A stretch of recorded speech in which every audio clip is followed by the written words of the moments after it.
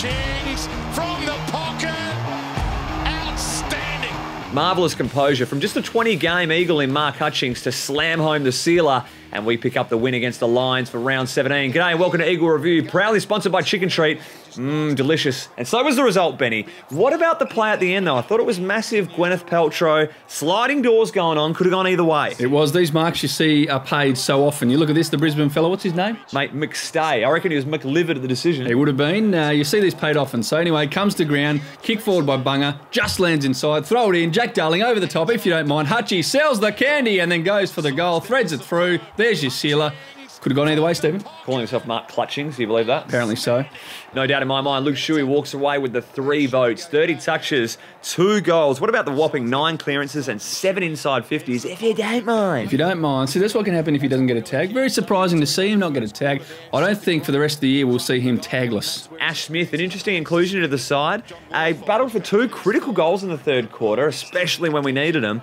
Can he play the rest of the season, Benny? 2-goal hero at the Gabba specialist, Ash Smith, and great to see him into the team.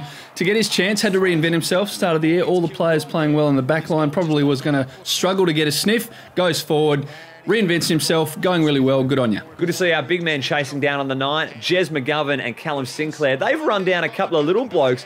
They've got a bit of a turn of speed, Benny. It is. It's good to see. Really inspirational when you see big guys doing these things, the pressure acts that typically are done by small blokes like yourself. Wouldn't have thought so, Benny. Jacob Brennan, good to see he got the all clear from the match review panel.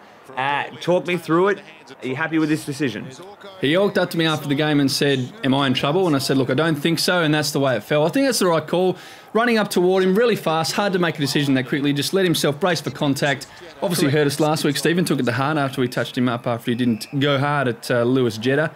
Good response. That's what the players do. They watch the show and they respond. Adam Simpson, what genius coaching this is. He's plotting away. How can I rattle him in the first quarter? I know. I'll send Dom Sheed into the Gatorade tub and just leave them no drinks for the remainder of the game, Benny. Long-term coaching tactic. Have a look at this. Sheed goes into it. Lepper's fuming.